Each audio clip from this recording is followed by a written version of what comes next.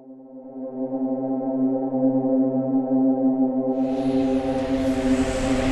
the 4th of June 2019, Simon Kime had returned from Portugal and was on his way to meet his friend Adrian Murphy, who was moving into his flat. He entered his flat and found Adrian there on a bed in the spare room, and it was quite clear to him that he was dead. Simon called for an ambulance, and the police were also notified and attended at the same time as the ambulance. When I was calling the number, I looked on the coffee table and I saw a bottle of whiskey and a glass. I realised then, this is not straightforward. Someone else was in the flat, because Adrian never drinks whiskey. Simon was able to tell the police that there were a number of items that he felt were missing, items of Adrian's possession that he would always be with. Most significantly, I'd say he found that Adrian's mobile phone was in the toilet, and it appeared to be weighted down by like a can of Coke. They found the mobile phone down the toilet with the Coke can on top of it, which is weighing it down. So they found that and they took that away, and that's because the water could damage the phone. So that was taken straight away, but the rest of the scene was shut down for now, pending the results from the special post-mortem. To understand more about Adrian's death, police needed to build up a profile of him, which meant talking to those closest to him. First and foremost, members of his bereaved family. Adrian was born the youngest of 9 children. We're from a very small house in Kilkenny. With the amount of children in it and parents, space was kind of limited, so everybody was in everyone else's business. But Adrian got the most space because he was into dancing. And he was into Irish dancing, which he did day and night, from when he got up in the morning till when he went to bed at night.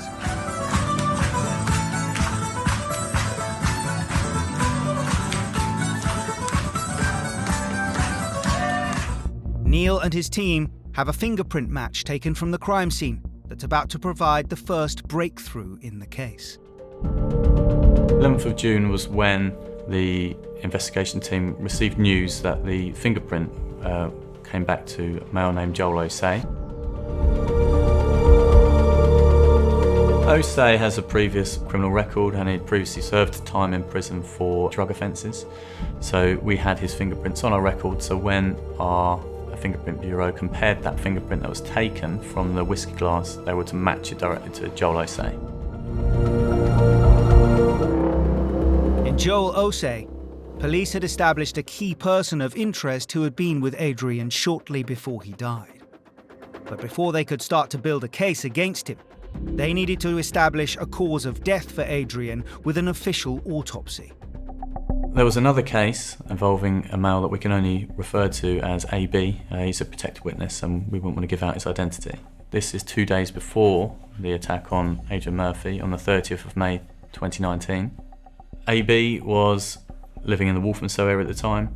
He was using the Grindr app, and at some time in the morning, perhaps about 11 o'clock, he linked up with Joel Osei on Grindr. Although Joel Osei was using a different name, he was using the name Remy, but it had a picture of him on his profile, which AB liked, and they agreed to meet up at AB's house. Grindr is an online dating app. It's where gay men go to meet others for hookups.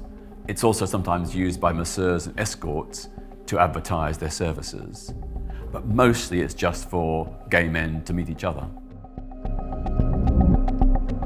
On the 30th of May 2019, only 2 days before Adrian Murphy's suspicious death, Joel Osei and AB, having initially made contact on Grindr, met for the first time. Through the course of the investigation, we discovered that it appeared that Joel was targeting specific people on Grindr who appeared to be quite wealthy gay men. When Joel arrived at the address, it believes that AB was expecting sort of sexual contact to happen quite quickly, and was surprised that Joel didn't seem particularly interested in this, and he tried various things like sort of massaging Joel's feet, kissing him, but things weren't progressing as AB was expecting. AB felt that in real life, Joel Osei was much colder than he had been over text messages, and their sort of date, if you like, wasn't going very well.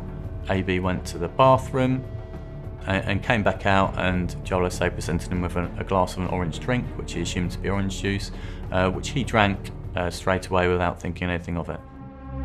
And the next thing AB remembers after drinking the orange juice was coming up and the ambulance staff were around. Within 5 minutes, he explained to the police that his legs suddenly felt like they were in concrete, but his body felt shaky and he suddenly lost consciousness, falling down immediately where he was. The next thing he remembers is waking up in hospital the next day, rigged up to all sorts of drips and life support systems. Apparently, he's very close to dying from what he was given by Joel Osei. We decided to link these two investigations. We felt there's enough similarities in the two, and the fact that the same telephone number was used to be able to link the two investigations. Police now began to build a case around Joel Osei, and they quickly discovered that he was not operating alone. It appeared he had a female accomplice, a juvenile offender called Diana Christea, who was just 17 years old and living in a children's home in the Tottenham area. Joel and Diana met on a train a couple of years previously to this incident happening. Diana was sort of around the age of 16, just turning 16, so she was very young. And Joel was in his 20s, several years older than her. Diana, clearly a vulnerable young lady, and was in and out of care. She had quite a tricky family upbringing and was clearly a sort of a troubled young lady. Crucially, police were able to establish that at the time of Osei's attack on AB on the 30th of May, Diana Christea was close by. But his mobile phone was seized in that investigation, and we took on that mobile phone and we downloaded that mobile phone. Whilst at that festival, they were concerned with how this was going when he'd been stopped with security, and Joel had relayed this to Diana. And Diana said, "It's not a problem, don't worry, we've got your Grindr finesse," which we believed was the Grindr scam that they were planning with AB and Mr. Murphy, who they'd probably not identified at this point. And Diana uses the phrase "batty boys," which we took to mean gay men that he would meet on Grindr. So we could see their text message conversations back then. The text messages between the two were discussing an idea they had concocted together, which was to finesse people on Grindr. Finesse is a term that we weren't immediately familiar with, but we searched it on open sources and Urban Dictionary alike, and finesse is to rob or to steal from somebody. This is pure evil. This is just predatory. And they're using the vulnerabilities and the trust that the gay community, the LGBT community have within themselves, that confidence that's grown with the openness that's now here today, unfortunately does create openings for predators. This killing was not motivated by homophobia. The motivation was financial gain. Not only did Joel Osei and Diana Christea sell the items they had stolen, they also used Adrian Murphy's credit card. But Neil Goodwin and his team were about to receive a phone call from prime suspect Diana Christea that would prove to be a breakthrough.